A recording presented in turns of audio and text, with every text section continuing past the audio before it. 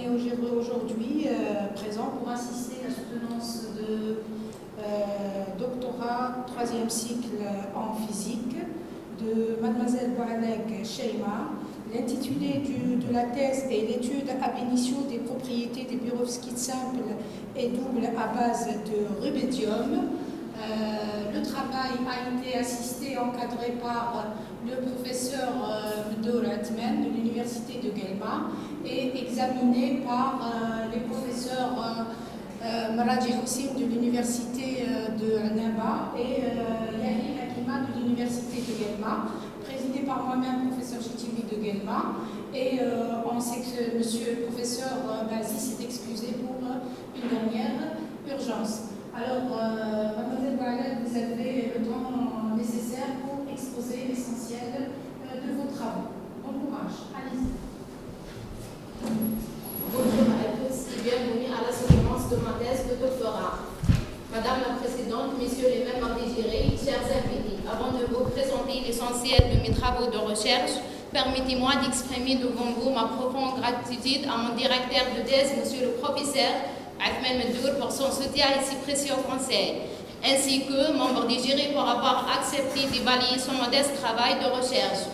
Mon exposé a pour intitulé Étude ab initio des propriétés des perovskites simples et doubles à base de rubédium. Cet exposé sera donné selon le plan suivant. Je commencerai par une introduction suivie d'un bref aperçu sur les perovskites. Ensuite, je parlerai des méthodes et des codes de calcul utilisés dans l'exécution de mon travail de recherche. Je présenterai ensuite les différents résultats réalisés avec leur interprétation et discussion. Et enfin, je terminerai mon exposé par une conclusion générale et des perspectives. La recherche de solutions énergétiques durables est un enjeu majeur de l'innovation scientifique contemporaine. Avec l'évolution rapide des technologies, la spectronique et les cellules solaires se sont montrés comme des domaines potentiellement forts et importants.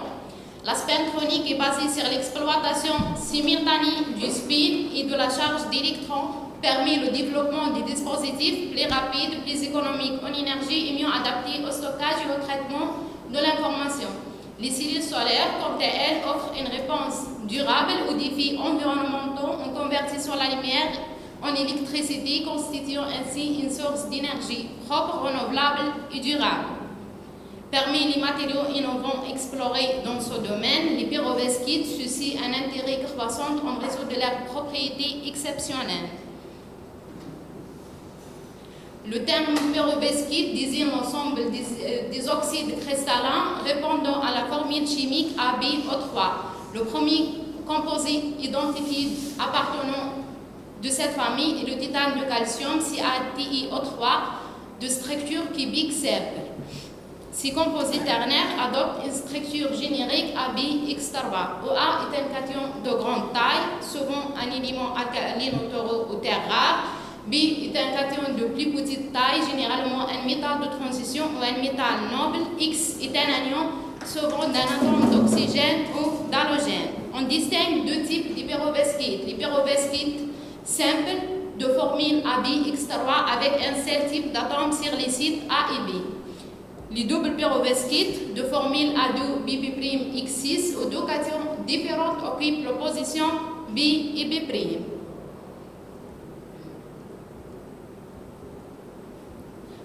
Notre recherche porte sur les perovskites simples RbSnO3 et les doubles perovskites Rb2CIAS-X6 avec X l'atome de chlore ou brom. Il s'intéresse à l'étude de leurs propriétés physiques et leur domaine d'application. Pourquoi notre choix a été porté sur les matériaux à base de rubédium? Le rubédium contribue à la stabilisation de la structure cristalline des perovskites et améliore efficacement par conséquent leur stabilité thermique et chimique. Il permet de réduire les distorsions dans la maille cristalline, favorise ainsi une meilleure performance électrique. Les composés à base de rubédium présentent souvent une bande interdite large appropriée pour les applications en photovoltaïque et en optoélectronique. Enfin, le rubidium est un élément alcalin léger compatible avec des procédés de synthèse simples et peu coûteux. Passons maintenant aux méthodes de calcul que nous avons utilisées pour calculer les propriétés de nos composés. Comme il est connu, la recherche des états énergétiques d'un système électronique passe nécessairement à travers des calculs AB initiaux en résolvant l'équation de Schrödinger Hpsi égale à Upsi. La solution de cette équation est possible pour les systèmes monoélectroniques et elle est quasiment impossible pour les systèmes polyélectroniques. Pour résoudre cette équation, plusieurs méthodes ont été développées, à commencer par l'approximation de Born-Oppenheimer, ensuite la méthode de Hartree-Fock jusqu'à arriver à la théorie de la fonctionnelle de la densité. La DFT repose sur les théorèmes de Humbert-Kohn et les équations de Kohn-Sham, qui admettent que l'énergie de l'état fondamental est une fonctionnelle unique de la densité électronique et que sa valeur minimale correspond à l'énergie exacte de cet état. Pour déterminer l'énergie totale, on résout les équations de Kohn et Sham monoélectroniques suivantes, où VH et le potentiel de Hartree représente l'interaction colombienne entre les électrons et le potentiel extérieur qui représente l'interaction entre les noyaux, et VXC et le potentiel d'échange et corrélation qui n'a pas une expression analytique appropriée, mais qui peut être approximée via des méthodes numériques. Parmi ces méthodes, je cite l'LDA-GGA, MBJ-LDA et MBJ-GGA. La méthode de calcul que nous avons adoptée est la méthode des ondes planes augmentées et linéarisées avec un potentiel total. Cette méthode est efficace, non cotée et applicable à une large famille de matériaux. Dans cette méthode, l'espace est divisé en deux types de régions. La première région correspond aux sphères appelées sphères Mifflin, qui sont centrées sur les sites atomiques. Dans cette région, les fonctions d'onde sont des harmoniques sphériques. La deuxième région est la région interstitielle qui est située entre les sphères. Dans cette région, les fonctions d'onde sont des ondes planes. Les calculs des propriétés structurales, électroniques, élastiques, optiques et thermodynamiques sont effectués à l'aide des codes Bian-de-Ka. Par contre, la stabilité dynamique est faite via le code Fonopé.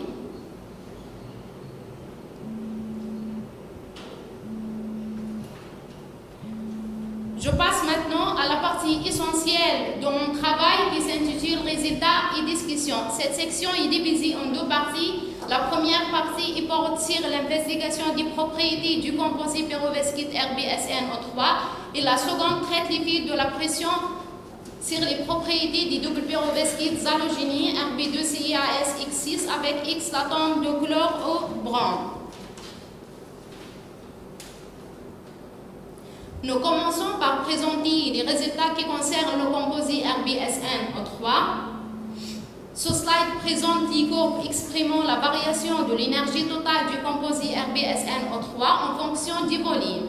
Les calculs sont effectués en considérant le composé dans les phases ferromagnétiques, antiferromagnétiques et non magnétiques. Les résultats indiquent que RbSnO3 est stable dans la phase ferromagnétique, étant donné que l'énergie du composé dans cet état est la plus petite. La température de Curie du composé RbSnO3 égale à 527 Kelvin, c'est la température caractéristique au-delà de laquelle le composé perd son aimantation. Le tableau regroupe les valeurs calculées des paramètres de réseau, du module de compressibilité et sa dérivée et de l'énergie de l'état fondamental et l'énergie de formation. Rappelons que jusqu'à présent, aucun résultat sur la stabilité magnétique de notre composé pour faire une comparaison avec nos résultats. Pour s'assurer de la stabilité thermodynamique de notre composé, nous avons calculé son énergie de formation. Le signe négatif de cette grandeur signifie que notre composé est thermodynamiquement stable et que sa synthèse est expérimentalement possible.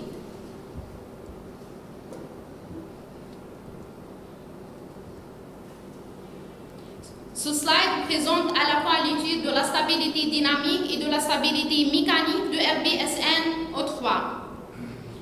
L'étude de la stabilité dynamique du composite RBSN O3 est effectuée par le calcul des courbes de dispersion des phonons. Sur la figure, ces courbes sont représentées en même temps que les courbes de densité d'état phononique.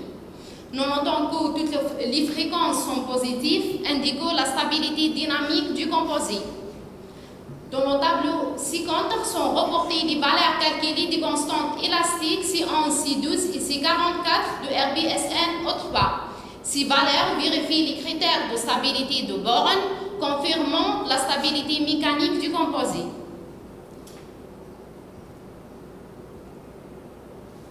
Le tableau contient quelques paramètres essentiels de RBSN O3.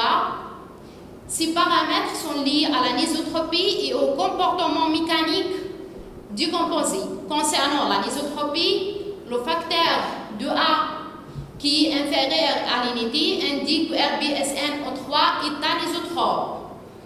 La valeur calculée de la module de compressibilité est presque la même que celle que nous avons obtenue via les calculs des propriétés structurales. Le module de Young, la valeur du module de Young indique que le composite est rigide. Le coefficient de Poisson égal à 0,30 et situé entre 0,25 et 0,33 indique que les liaisons dans le composite sont de type ionique et métallique. Le rapport B/J est supérieur à 1,75 indique la ductilité des matériaux. Sur la droite de ce slide,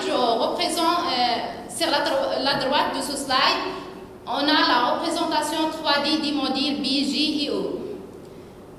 Selon les figures, on a seulement B et isotrope parce que sa forme est sphérique.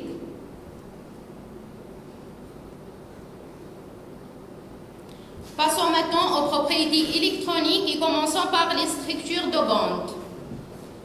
Les structures de bande de RBSN O3 calculées en spin polarisé par les deux méthodes BBU-GGA et TP-MBJ montrent que dans le canal spin majoritaire, le composite est un semi-conducteur de type P avec un gap indirect dans la direction M-gamma. Dans le canal spin minoritaire, le composite est un métal. Ces résultats confèrent au composite le caractère demi-métallique. On voit l'effet de la méthode de calcul sur la bande d'énergie. On effet que la bande d'énergie se déplace de l'infrarouge vers le visible quand on passe de l'application de l'approche BBU-GGA à l'approche TP-MBJ.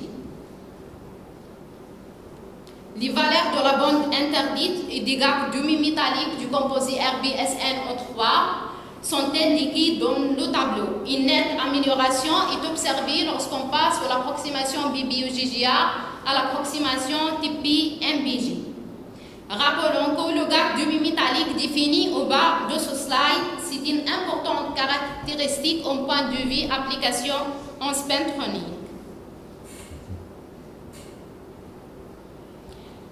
Les courbes de densité d'état total et partiel de RBSN O3 confirment son caractère demi-métallique en accord avec les résultats des structures de bande. Ce comportement est dû à une forte hybridation entre les états SND et les états OP de l'oxygène dans le canal spin-down pris au niveau de Fermi.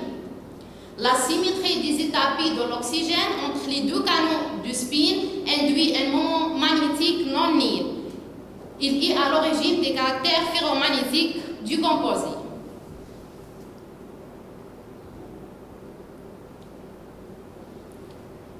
Le tableau contient les valeurs du moment magnétique total, interstitiel et partiel.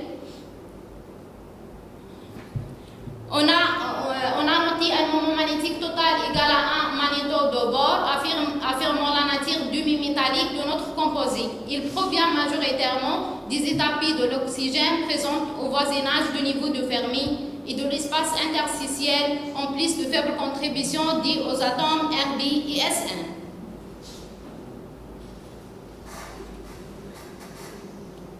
Pour l'étude des propriétés optiques, on calcule généralement la partie réelle et la partie imaginaire du composite. De ces deux grandeurs, on déduit les autres paramètres tels que le coefficient d'absorption et les autres coefficients. Aux basses énergies, ou inférieur à 1 électron-volt, epsilon A croît en s'approchant du zéro d'énergie. Sa valeur statique dans le canal spin-up égale à 1,80. Cependant, cette amplitude diminue à haute énergie. Epsilon A est négatif sur une étroite gamme d'énergie entre 0,36 et 0,58 électron-volts.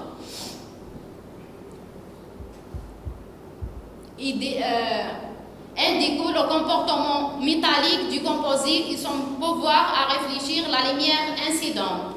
Sur l'intervalle de 1 à 6 électron-volts, epsilon A est positif. Epsilon 2 présente un pic intense entre 0 et 1 électron-volt et dit aux transitions électroniques entre les états SNF et les états P de l'oxygène.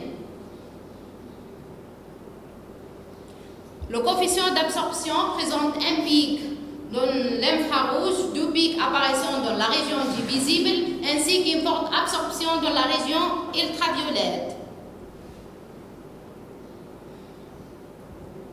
Les paramètres thermoélectriques tels que le coefficient du Seebeck et la conductivité électrique reflètent les performances des matériaux à haute température. Concernant le coefficient du Seebeck, dans les deux canaux du spin, on a une bonne réponse thermoélectrique est obtenue à la température ambiante, c'est-à-dire à T égale à 300 Kelvin. Concernant la conductivité électrique, une seule différence est observée au niveau de Fermi.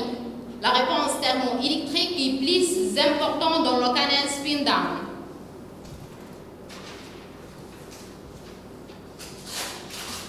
Dans cette diapo sont représentées la conductivité thermique électronique de composés RBSNO3 et ceci dans les deux canaux du spin. Aux basses énergies, on observe que les valeurs de la conductivité thermique électronique est importante dans le canal spin-up. Au niveau de Fermi, les valeurs de la conductivité thermique électronique est importante dans le canal spin-down et relativement faible dans le canal spin-up. Le facteur de mérite de RBSNO3 est tracé sur cette diapo. Les valeurs maximales de ZT est obtenue à la température ambiante. L valent 0,98 pour le potentiel chimique égal à 0,11 électron-volt dans le canal spin-up et 0,70 pour le potentiel chimique égal à 1,22 électron-volt dans le canal spin-down. Ces valeurs constituent la réponse thermoélectrique optimale du composé RBSNO3. Dans la suite de cet exposé, je vais vous présenter la deuxième partie de ma thèse et qui porte sur l'effet de la pression hydrostatique sur les propriétés des doubles perovskites halogéniques Rb2CIAS-X6 avec X l'atome de chlore au brome. Ces composés adoptent une structure cristalline cubique stable et confirmée par les valeurs calculées du facteur de tolérance et des facteurs octaédriques. Vous le constatez que les conditions de la stabilité cubique est présentée au bas de ce slide. Les valeurs calculées du paramètre de réseau et des modèles de compressibilité et sa dérivée, l'énergie de l'état fondamental et l'énergie de formation ont été calculées et elles sont aussi présentées dans le même tableau. La stabilité thermodynamique des deux composés est confirmée par le signe négatif des valeurs calculées de leur énergie de formation.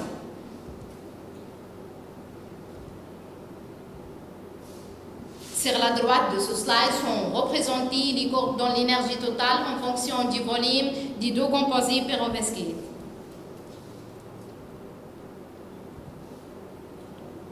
Sur cette diapo sont présentées les courbes de dispersion des phonons des deux composés perovskites. Pour le composé à base de chlore, la présence des fréquences imaginaires montre qu'il est dynamiquement instable. En revanche, pour le composé à base de brome, l'absence des fréquences imaginaires sur l'ensemble du spectre du composé démontre clairement sa stabilité dynamique. La variation du paramètre du paramètre de réseau calculé sous l'effet de la pression hydrostatique est représenté dans cette diapo. Les valeurs de ce paramètre ont été calculées en variant la pression appliquée entre 0 et 80 gigapascales. Les courbes des deux composés ont la même allure. On note une diminution du valeur de A avec l'augmentation de la pression. Il est intéressant de noter que le passage du composé à base de brome à le composé à base de chlore compresse le réseau. Cette compression est influée sur les valeurs des valeurs des paramètres de Maille qui vont diminuer avec l'augmentation de la pression.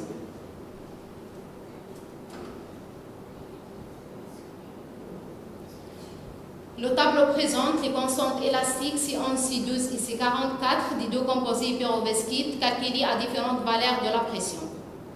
Le composé à base de chlore présente des constantes élastiques élevées et croissantes indiquant une stabilité mécanique du composé sur toute la gamme de la pression. En revanche, le composé à base de brome présente une anomalie à 20 gigapascales avec une valeur négative de C12. Au-delà de 20 gigapascales, ces constantes continuent à augmenter de manière régulière.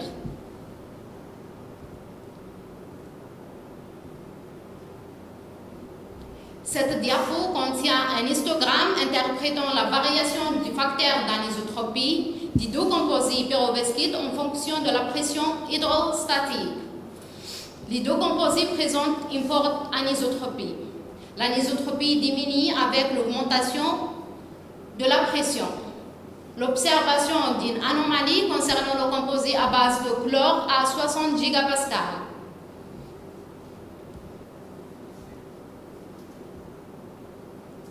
Le comportement mécanique du composé pyrovesquite double est analysé selon les valeurs de grandeur mécanique. En effet, le fait que le rapport Bisergi est supérieur à 1,75 et le coefficient de Poisson supérieur à 0,26 indique que les deux composés sont dictués, et surtout le composé à base de brome à haute pression.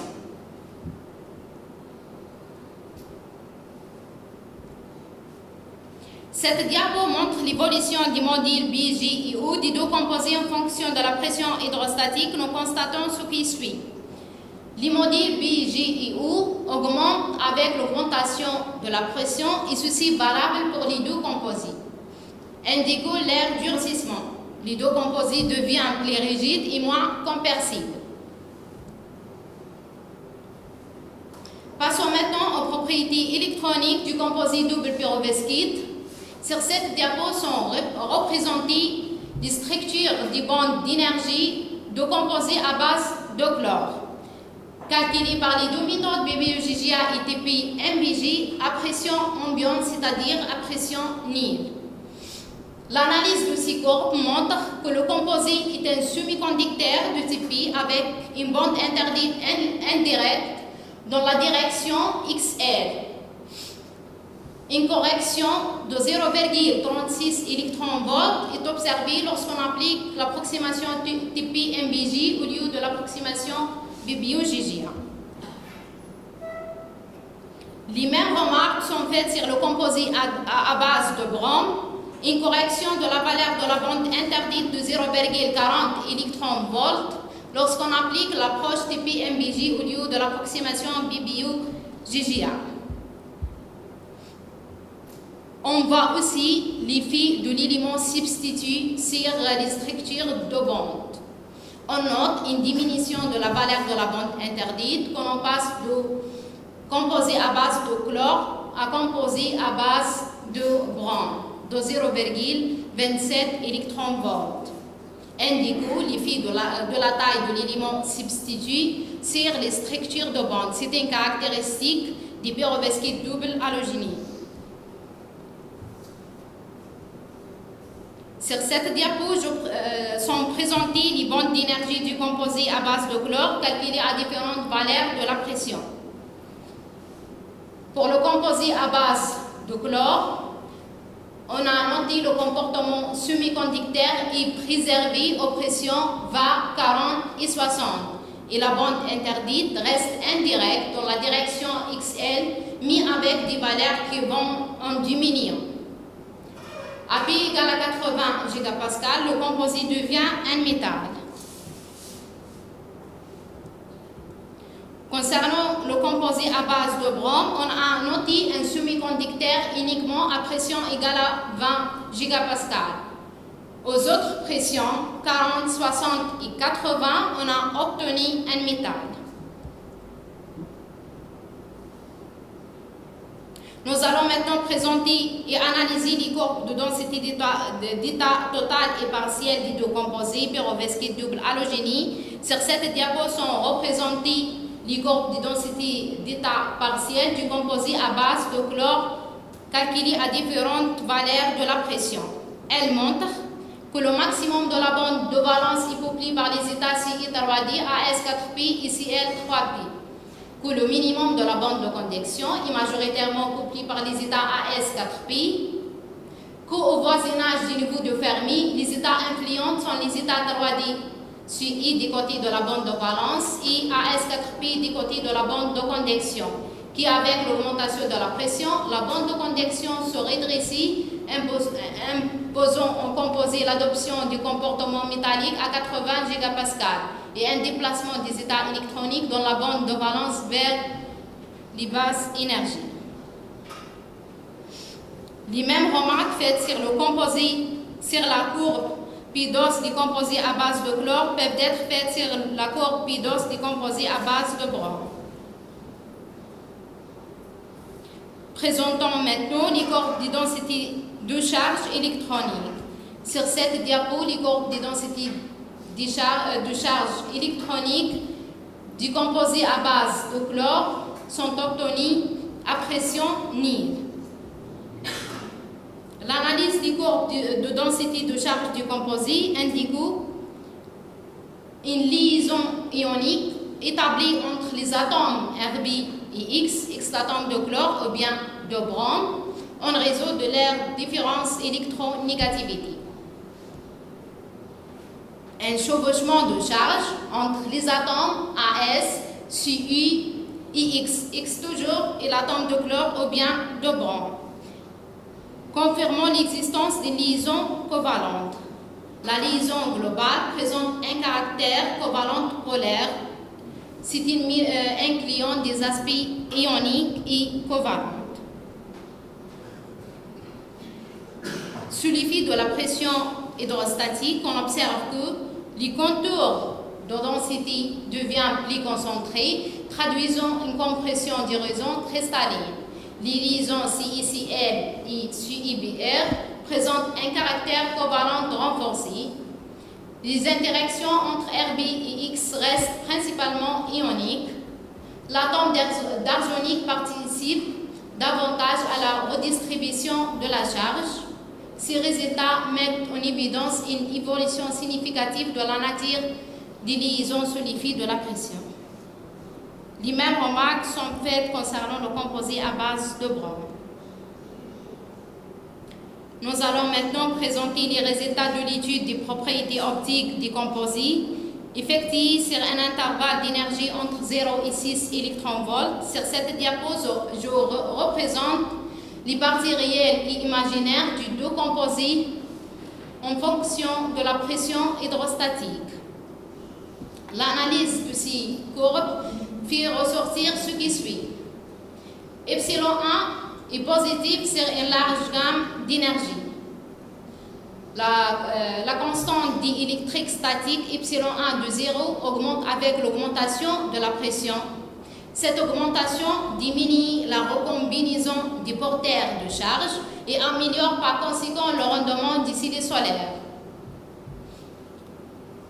On observe un pic intense sur les courbes de epsilon 2 et ceci pour les deux composés. Il est à l'origine de transitions électroniques entre les états occupés dans la bande de valence et les états inoccupés dans la bande de conduction.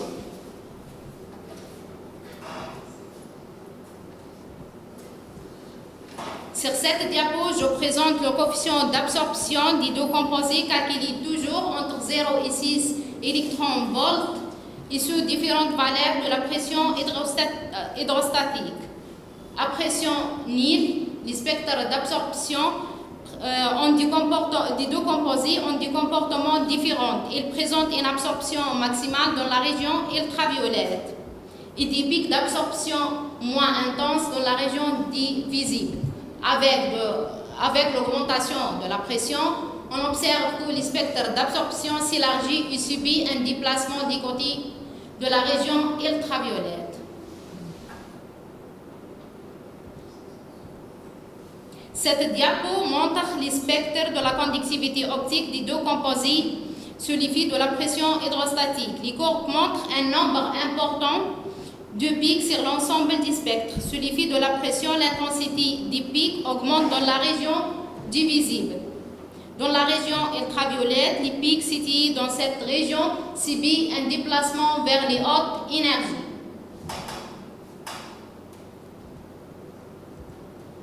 Cette diapo contient les courbes de perte d'énergie des deux composés calculées à différentes valeurs de la pression. Un pic intense est observé dans la région ultraviolette, et ceci pour les deux composés. Malgré l'augmentation de l'absorption sous l'effet de la pression, la perte d'énergie reste modérée.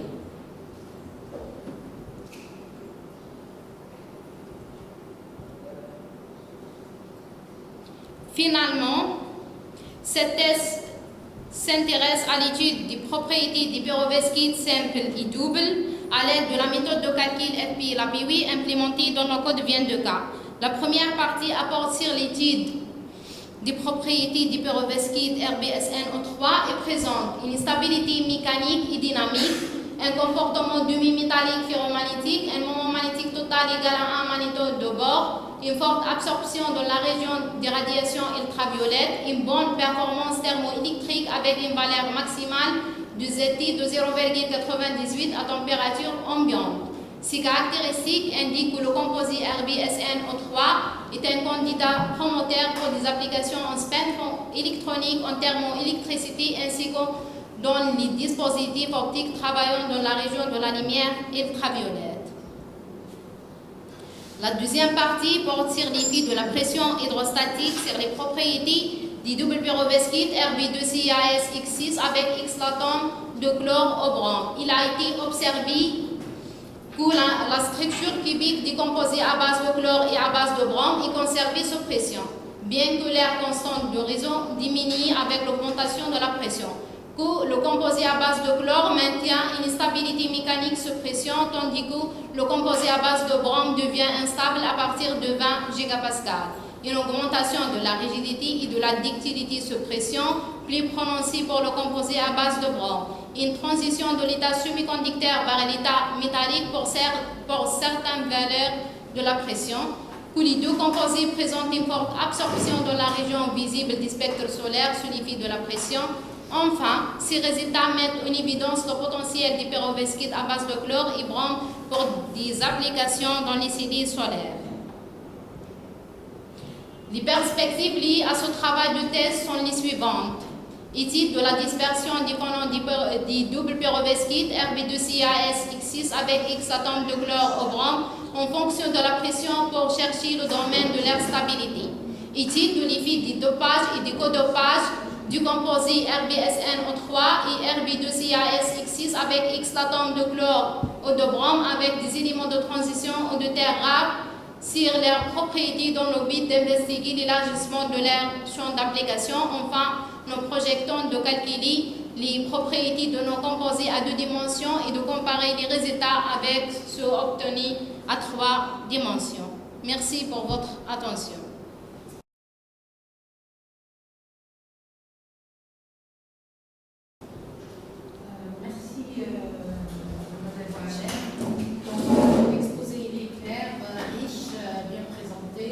Dans les temps.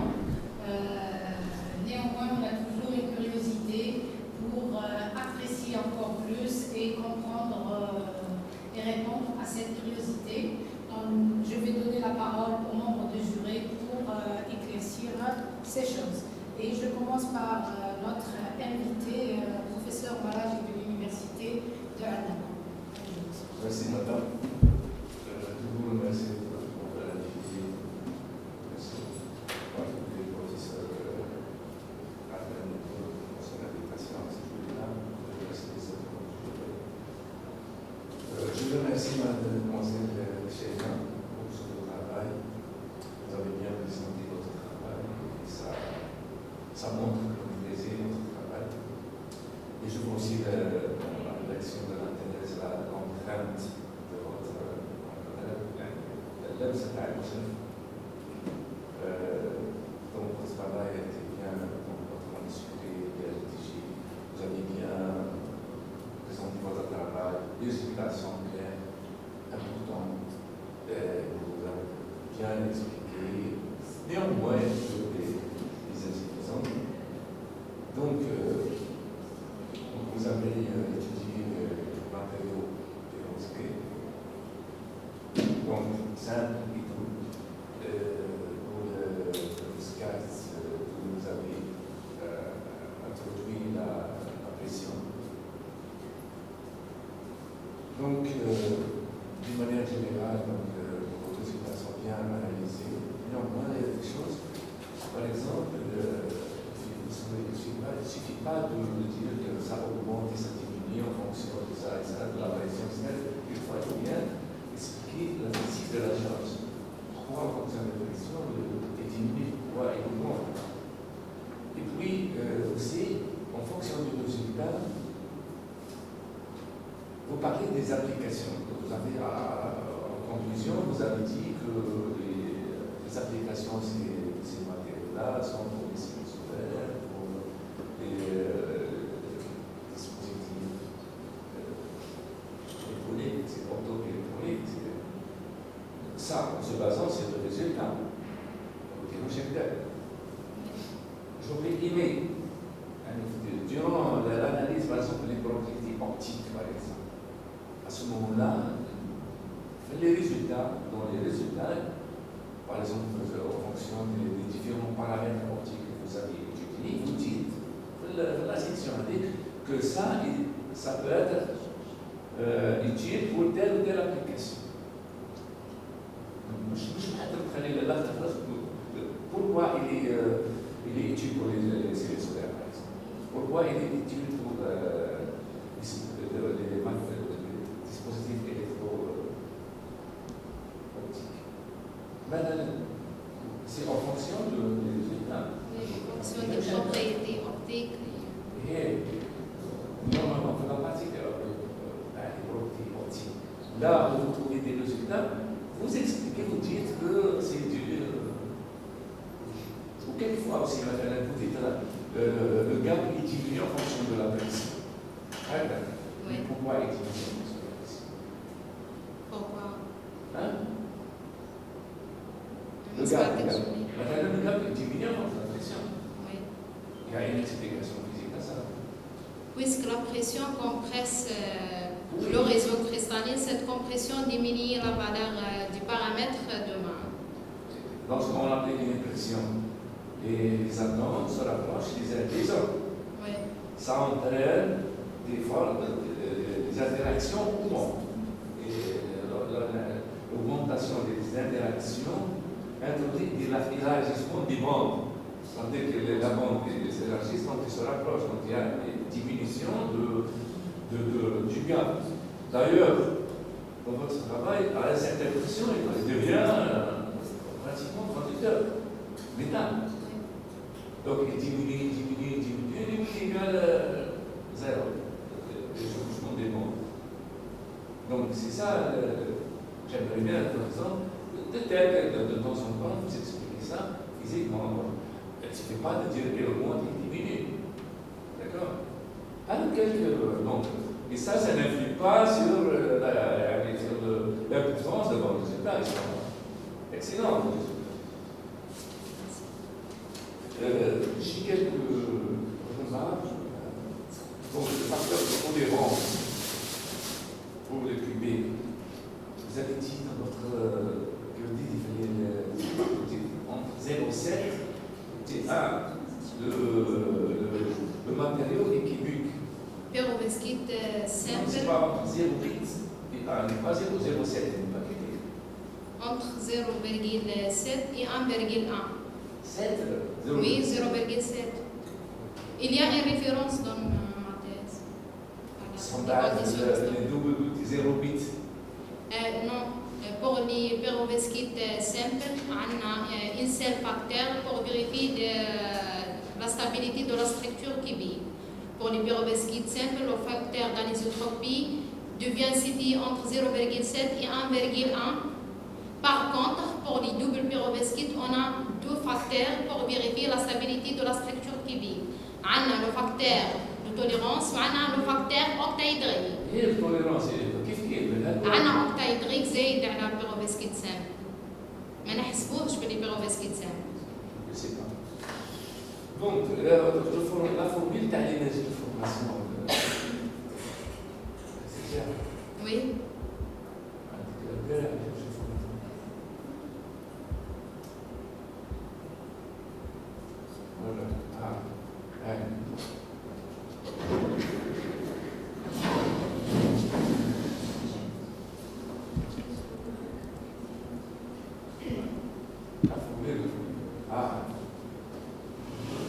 Ça ne montre pas quelque chose ici.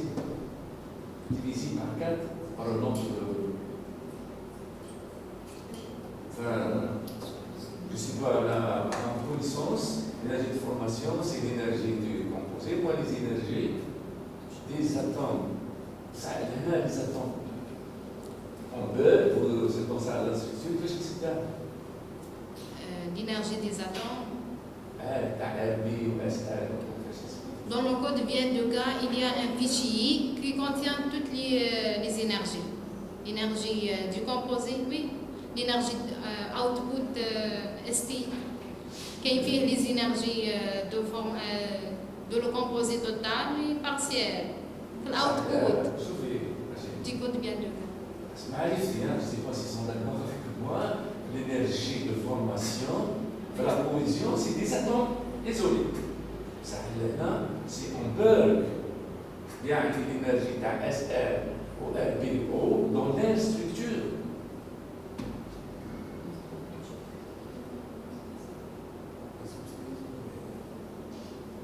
C'est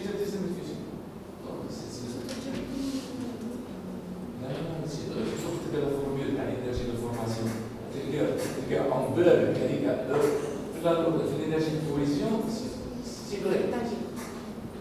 C'est l'énergie de formation, RB, SR et autres énergies thermales dans leur structure. Le بديون مثلا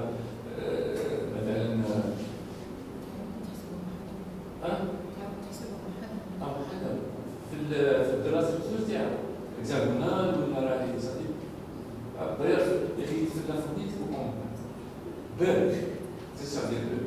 Lorsqu'il est dans sa structure. Dans sa structure. On a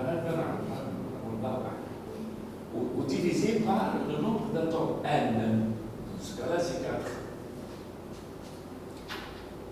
À partir d'une recherche bibliographique, je trouve que cette formule les articles كاملين. نقول لك انا نسمي l'énergie de cohésion. Partie de تكتب زيها. Ça, la cohésion, non, c'est l'atome isolé.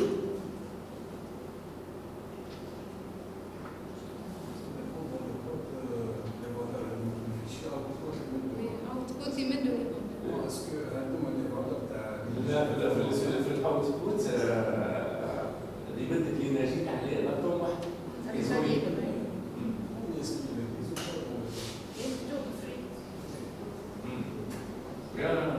reste à vérifier. Parce que je l'ai calculé avec la prise ou avec la. C'est en Berg. Sinon, on a fait l'énergie de cohésion. C'est différent.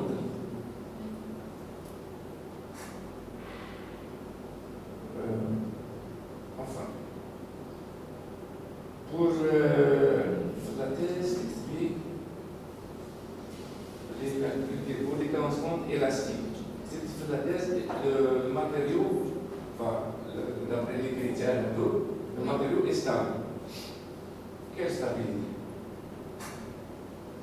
est stable. Selon les critères de bois. Stabilité mécanique.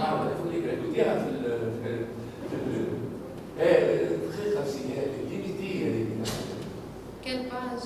les informations, les limitées. Ça fait l'offre de double c'est-à-dire, par atome, l'énergie de formation, on la calcule par atome. Enfin.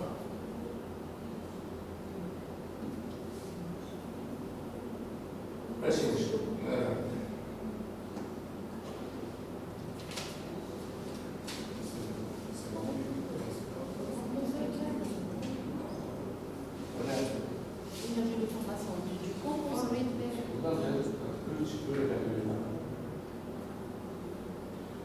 هذا ماي يونيتير ليش بارامون؟ هيك c'est pas ماي يونيتير قسمة مش بارامون. La majorité des publications, c'est qu'il est conforme. Qui fait l'énergie de formation de l'atome composé? Une énergie. Par ماي يونيتير je pense. L'énergie, c'est l'énergie de formation. Du composé. Composé Qui constitue de formation du composé. Qui constitue de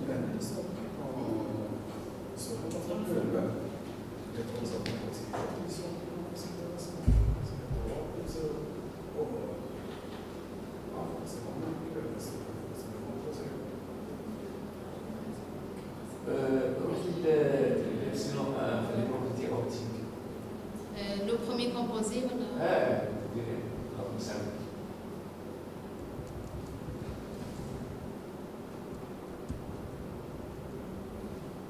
Epsilon 1, epsilon 2. Voilà. Vous voyez pas, ça apparaît le caractère métallique. Epsilon 1, epsilon 2. Maintenant, je vous dis un métal. هكا كده عرفت مهنا epsilon 2. Non, on a un composé demi-métal. On a spin métal ou spin semi-conducteur. Epsilon 1 et epsilon 2, c'est les courbes totales. Spin up plus spin down. Est-ce que l'epsilon 2 là, je peux regarder? Non, ما نقدرش نشوفه puisque عندنا un demi-métal والريبريزونتاسيون تاعي epsilon 2 تي كومبوزي كامل تاع demi-métal. كون درت كل سبين وحده نشوفه بالسبين اب عندنا ان ميتال يجي ابسيلون 2 يبدا مفارغ تاع الكاب ومن بعد يطلع. بس انا عندي الكومبورتمون انا دومي ميتال. Donc l'epsilon 2 généralement fait semi-conducteur. مين يبدا بالكاب؟ La solution. السيمي بس انا عندي دومي ميتال. ولا الكاب ما كاش كاب في الابسيلون 2 دونك ça veut dire شوف لي ميتاليك énergie zéro. كاش كاب. On parle de ça veut dire que le matériau est métallique. Le composé تاعنا لو كومبوزي تاعنا بدومي ميتال ما درتش كل سبين واحد. مش دومي ميتال يعني قلنا سمي كونديكتور وفي السبين الاخر ميتال هذا هو في الميتاليسيتي.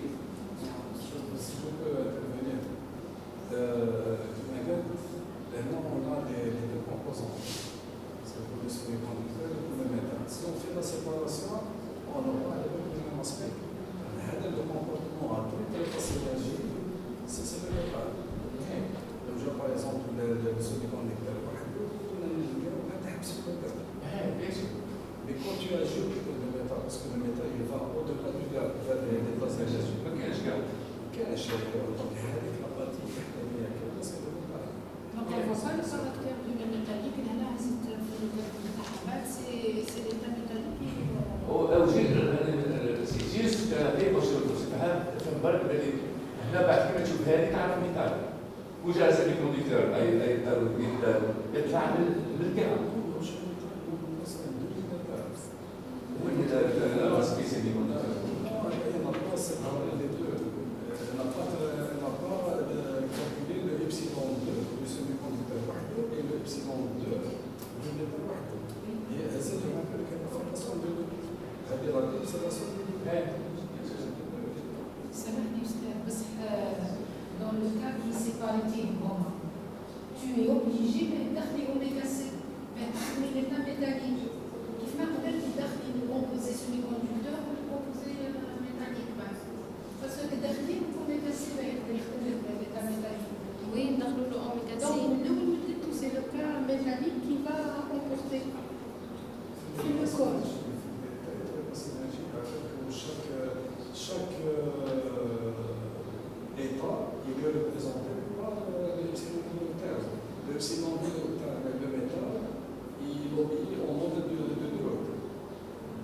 L'état zéro. Par contre, le semi-conducteur, il obéit au mode de deux. La statique de l'omelette, c'est pas le semi-conducteur. Epsilon 1. C'est pas le métal. Epsilon 1 est égal. Est égal à 18. Non, epsilon A égale à 1,80 dans le canal spin up. ما حطيتهاش في الابليكيشن سبين اب على سيمي كوندكتور نقدروا نشوفوا ابسلون 1 دو 0 وهذا تاع دي بي تي هذا الابسلون تاع توتال لا سوم دي دو سبين اب et down. La valeur externe au niveau de l'expérience indicative, ça traduit quoi? Ça traduit le comportement métallique du composé et son pouvoir à réfléchir la lumière incidente. Donc, dans l'intervalle où epsilon 1 est négatif, le matériau a un comportement métallique. Pourquoi il devient métallique? Parce que les ondes électromagnétiques ne se propagent plus dans le matériau, donc il y a une réflexion des... Tous les réfléchir la lumière incidente. Voilà tout ce que j'ai à vous dire. Je vous remercie encore une fois. Je passe la parole à la présidente. Merci, professeur. Sans tarder, je donne la parole au professeur Thierry de l'Université de Berlin.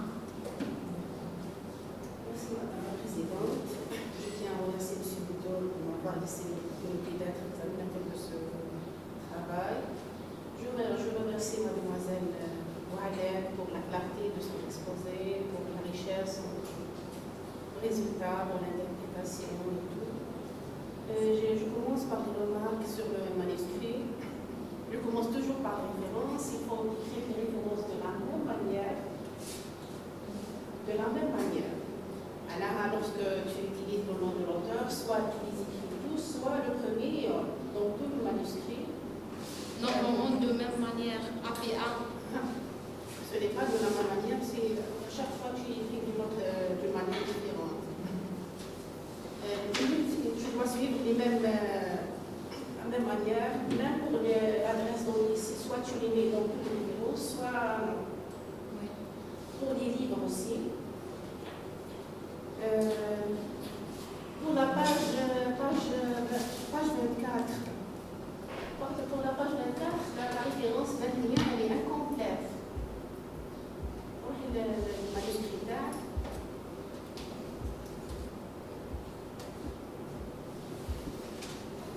Page 24.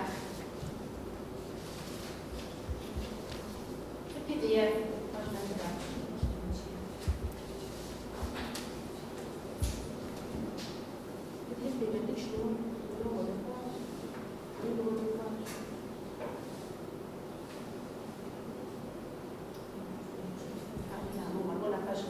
Oui. La référence 21. 21, donc la page 23. Je fais la référence 21, je sais pas si Oui. c'est une référence incomplète. C'est un livre. Oui, non, même un livre, les éditeurs, le nom des auteurs, le titre, l'année, l'édition, et j'ai vérifié, par hasard, elle quitte les références 24 et 25 inexistantes. Donc, c'est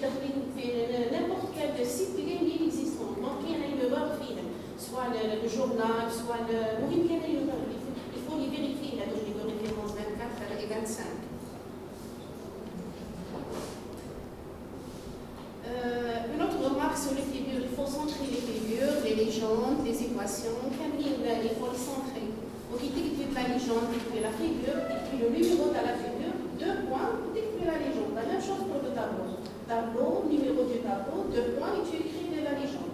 أنا درت في نيميرو مثلا فيغير 1 بوان و تيتر ديريكت ما درتش 2 بوان درت 1 بوان Pour les tableaux.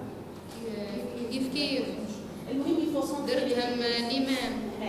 Pour les figures, il faut centrer les figures, les légendes et les équations qu'elles ne sont pas centrées dans le manuscrit. Maintenant, quelles sont d'autres remarques que tu vas les trouver dans le fichier PDF? J'interviens juste question de justifier ou de mettre au centre, c'est une fois correcte. Madame, normalement, comme les figures sont centrées, les équations aussi.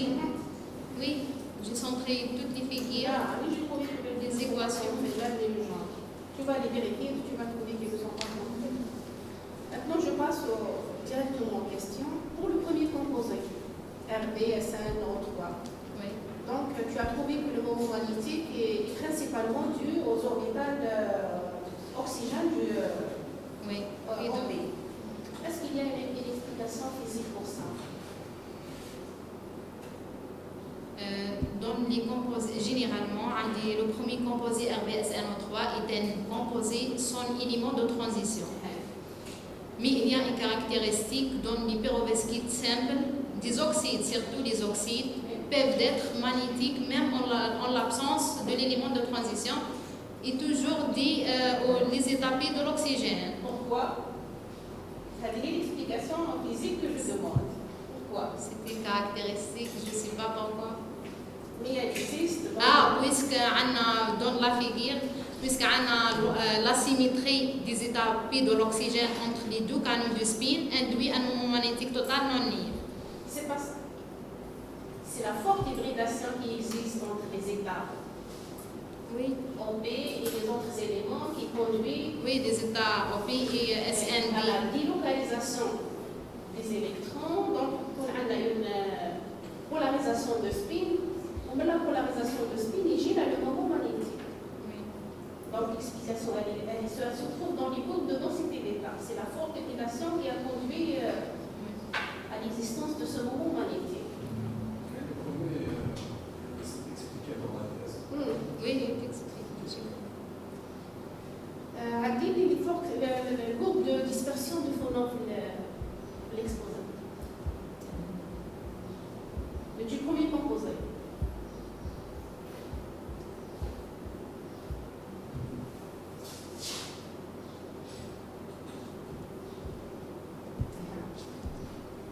Donc, sur ces cours, nous avons la dispersion des phonons.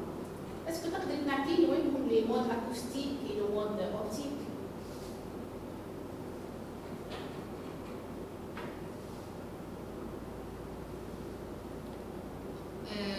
On a un seul mode acoustique à fréquence nil et les autres modes sont.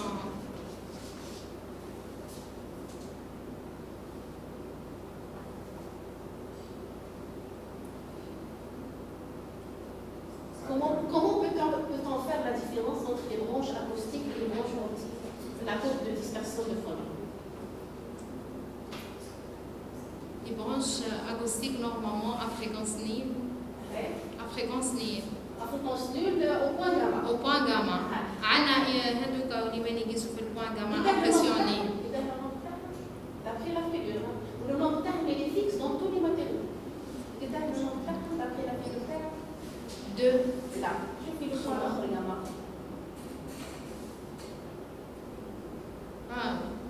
Il y a toujours 3 modes acoustiques. Oui. Le reste, ce sont des modes optiques. Optique. وفي les modes acoustiques, quel est le nombre de modes longitudinales ou le nombre de modes transversales? J'ai oublié. Le physique, ça devait être. J'ai oublié le nombre des mots. La densité d'état phononique. Pourquoi tu n'as pas représenté les atomes? Parce que les gens gèrent les atomes, C'est la densité d'état phononique totale. Représentation. Même au total, où il existait les différents types de l'obidium, le SN, l'oxygène اللي موجود. Les calculs dépendants sont faits ailleurs, à l'étranger. ما يسمى ماذا؟ Ils sont faits ailleurs, à l'étranger. ما عندناش نقدروا نحسبوهم في اللابو تاعنا لي مويان pour calculer. اللي يكبر من الكاستيون هكا. دونك هذوم سو سون دي فيبراسيون. Oui. مش خدمة الباس. عندنا الفونوبي intégré dans le bas. La stabilité dynamique. Oui.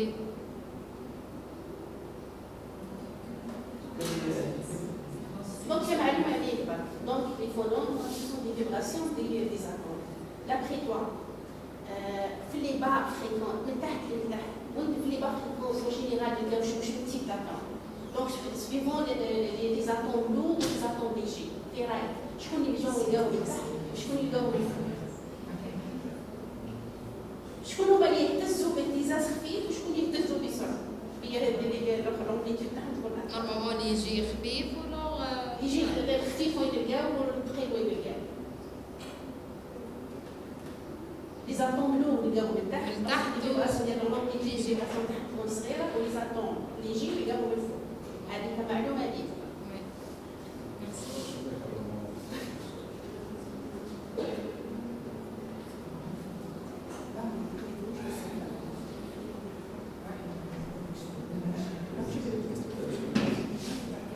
Pour le deuxième composé des deux pour le perovskite, tu n'as pas vérifié l'état magnétique تاعهم؟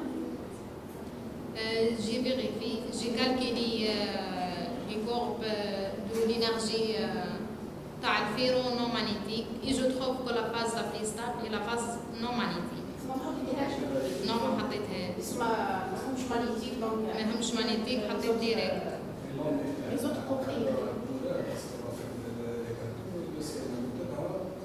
Les gens ne sont pas censés savoir qu'il est non magnétique. Il faut le prouver qu'il est non magnétique. Donc il faut D'après la littérature. بصح لازم ما تكونش لازم تعرف لي دوبل تخدم عليه البروسكايد ولا Donc,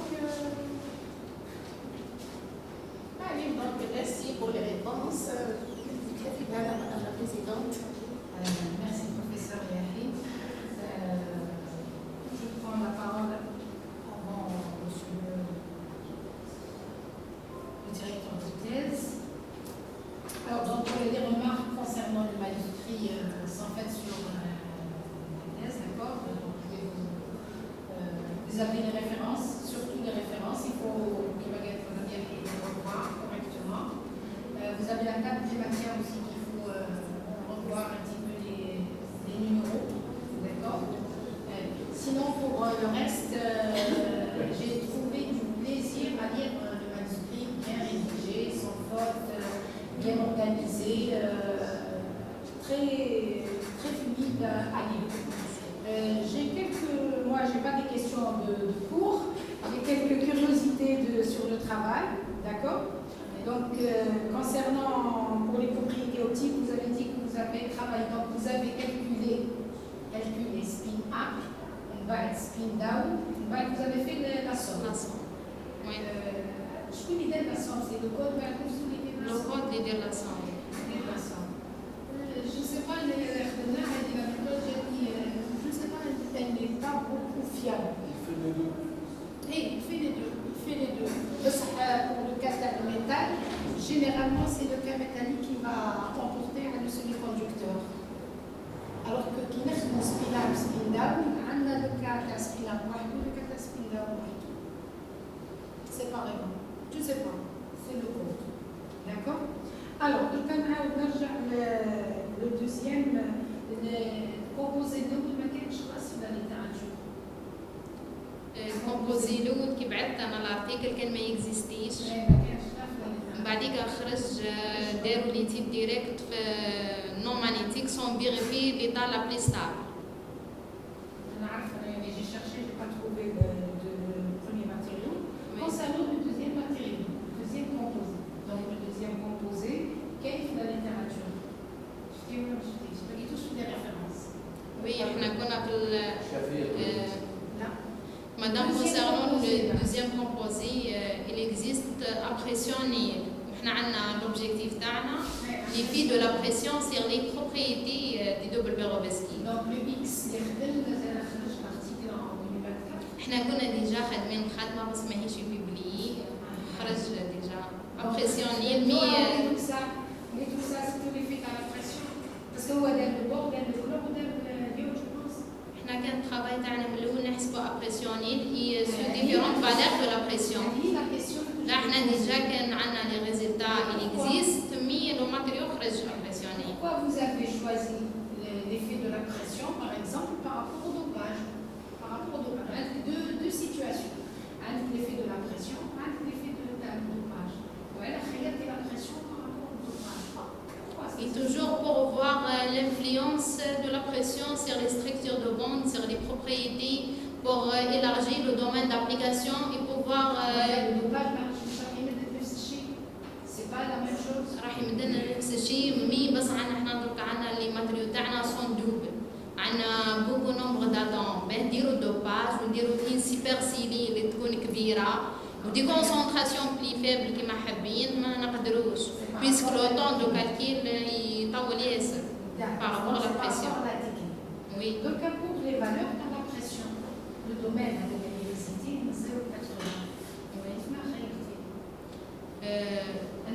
Je suppose, mais je suppose que aller jusqu'à 80 gigapascal c'est beaucoup. Non. Jusqu'à 20 avec expérimentalement.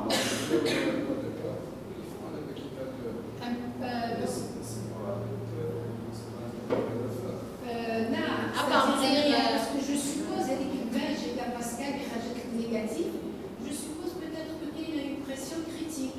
Oui, déjà ça va défaire. Oui.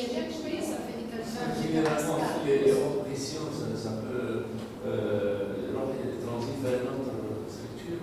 Non, parce que comment ما درتيش l'effet de la stabilité. Donc, il y a un changement synchronique, il y a un changement de propriété électronique. Oui. Donc, les orbitales d'air, on peut supposer que même la structure, c'est-à-dire la pression c'est une transition de phase. Elle peut être aussi sur la structure. Il y a une propriété électronique, il y a une propriété structurelle. Oui. Madame, dans notre travail, qu'on applique la pression, la structure reste toujours une structure cubique. Mais ça reste une transition de phase. Oui, pas de structure cubique. Pas de cubique. Une seule observation sur l'effet du paramètre de maille qui diminue avec l'augmentation de la pression. C'est-à-dire que la diminution de la compression, elle est compression et la diminution du paramètre de maille. Le sens de la pression. La pression hydrostatique est l'application de la contrainte dans toutes les directions isotropes. Dans la direction surface كاملة ماشي. c'est-à-dire la valeur de la pression parce que les perovskites terminent expérimentalement. Donc généralement ils vont jusqu'à 30 gigapascal. Mais déjà dès les faibles pressions, on a la variation de la structure. Donc, il parle expérimentalement qu'il trouve les domaines non métriques. Donc, aller jusqu'à 80, je ne sais pas si c'est... À partir d'une recherche, les double Birovetsky est toujours travaillé dans l'intervalle entre 0 et 80 gigapascal. On achète les composés et les chevaux compositaires et pour donner l'intervalle. Maximum. C'est bien de voir quand on élargit la fourchette de pression, c'est pour voir s'il y a une transition de force ou pas. Si le caractère semi-conducteur reste réservé ou pas. Oui. On a vu avec pour 1, juste à 20, il change le caractère. Donc, on a 60, à 80. Donc, c'est intéressant de savoir jusqu'à combien le caractère semi-conducteur est réservé. Jusqu'à quel point de pression. Mais généralement, la cartographie travaille sur la fourchette 0,20. Et est maximum 30-35 gigapascal. Enfin, expérimentalement, je réfléchis. Théo. Vous n'avez pas arrêté la pression à 20.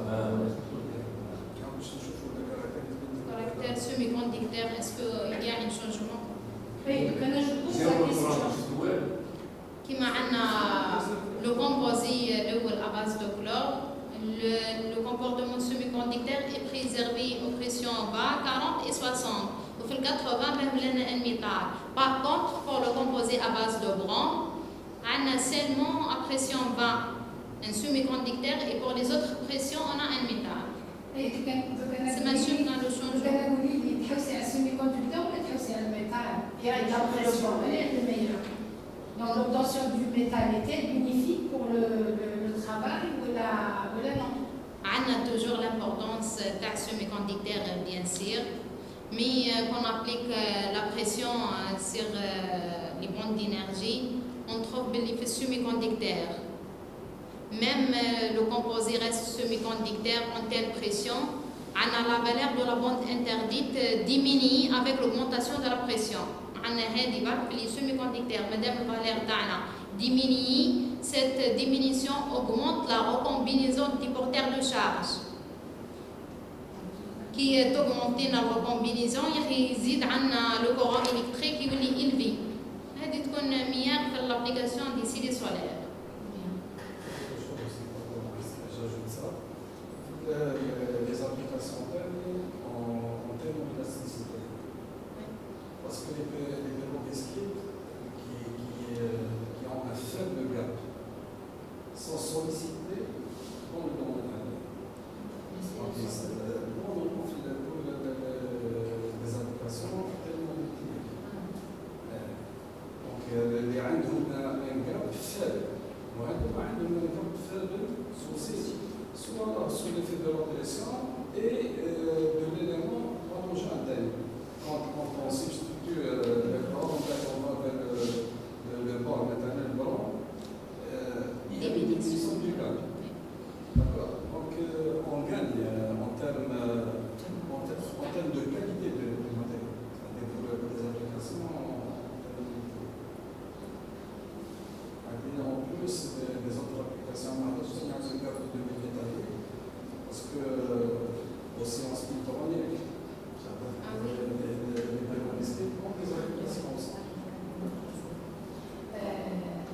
merci.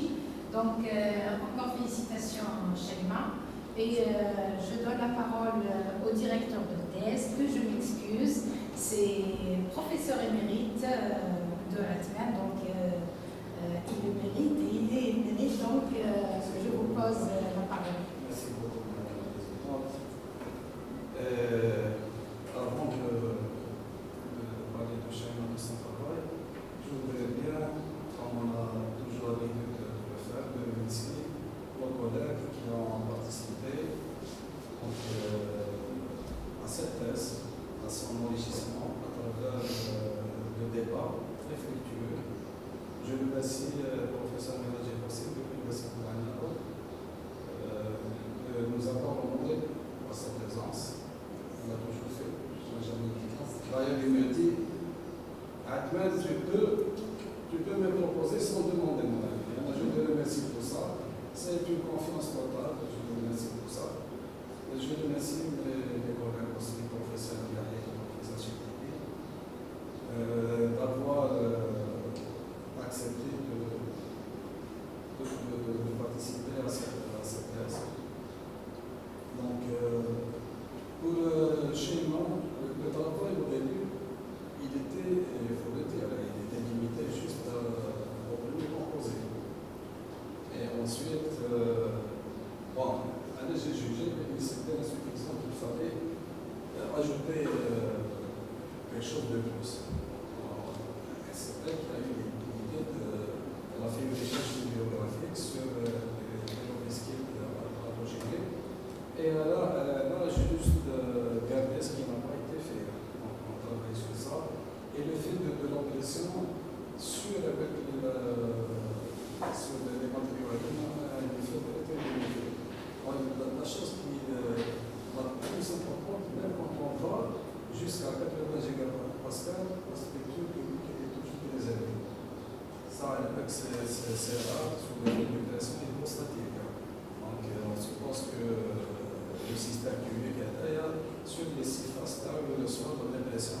Donc, sous ces conditions-là, la structure est préservée. Donc, à travers les conditions de stabilité qu'on a vu avec le schéma présenté.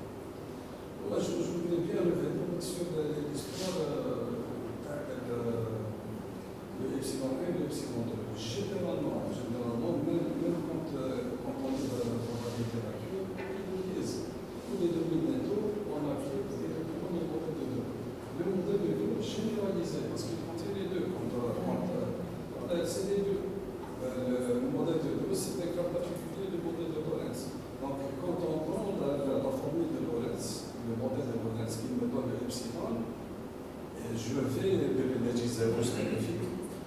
Donc, là, je contiens les faibles énergies, donc le modèle de Drude.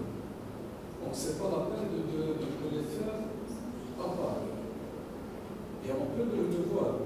Pour le modèle de Drude, les comportements d'ailleurs à basse énergie. Si on a juste un métal SP, le epsilon 2, il doit remonter avec les faibles énergies. C'est l'absorption des éléments de connexion. Donc il y a une remontée, plus l'énergie est faible, plus on est au niveau de l'hémisphère de Fermi, et plus l'absorption est énorme. D'accord? Et elle est faible, d'autant plus que l'énergie est grande. Ça, si on veut séparer le modèle de Drude, si on a un matériau type SP, par exemple, je prends l'aluminium, il y a 5 mm. Elle a la constante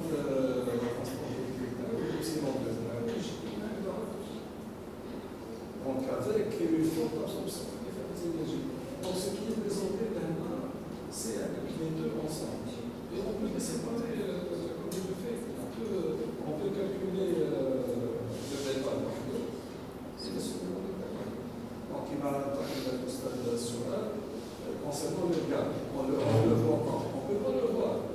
Il y a des faits métal qui le cachent. C'est ça. Donc, je pense que pour les autres questions, on a discuté ensemble.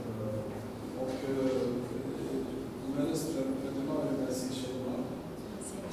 Sheima est une doctorante très séduite, malgré qu'elle est tombée malade plusieurs fois. Elle s'est absentée, elle a remonté bien le nom de Taha, elle s'est rattrapée, elle est acharnée pour la recherche, elle a appris beaucoup, et ça c'est bien, elle a appris beaucoup de choses. Donc je la félicite pour ça.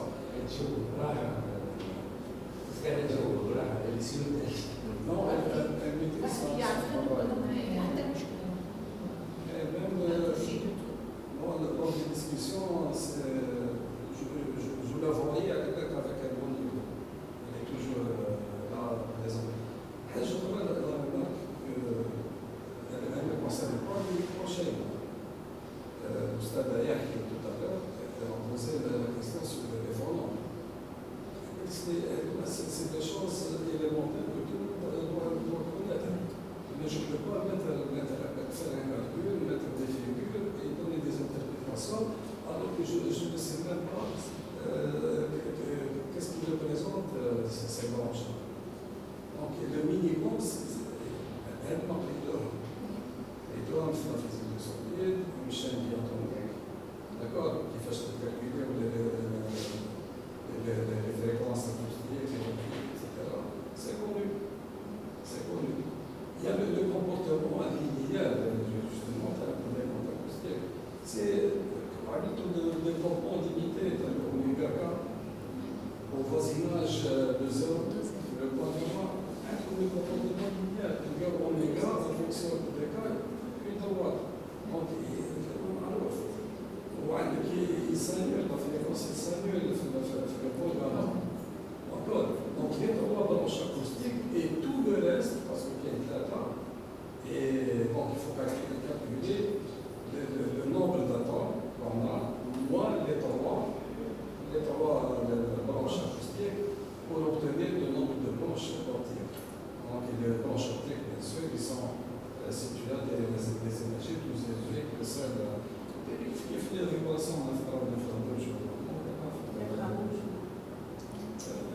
Parce que tu as spectroscopie. Alors on précise l'infrarouge pour être. Qu'est-ce qu'on détecte? On a fait ça pour nous. Laquelle fait les faibles énergies classes si je détecte une absorption.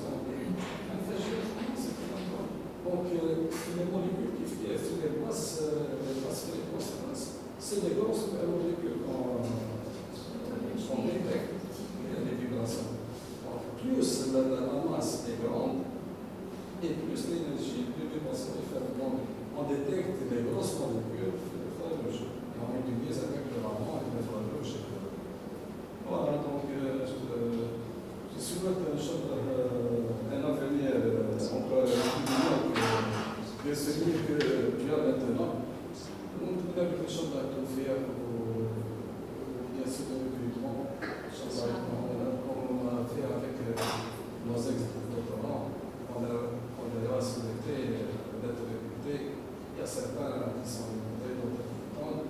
Le tour viendra pour tout le monde. Voilà, merci.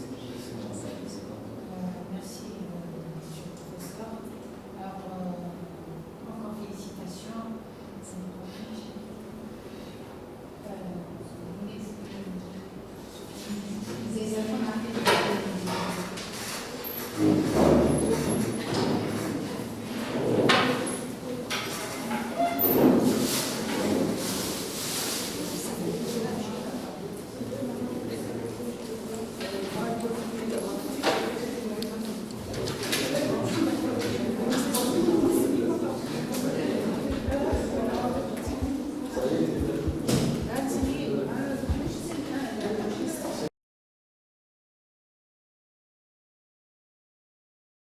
المناقشة العلنية والمداولات السرية تقترح اللجنة على وزير التعليم العالي والبحث العلمي منح المترشحة شهادة الدكتوراه في الفيزياء بتقدير مشرف جدا مع تهاني أعضاء اللجنة العلمية.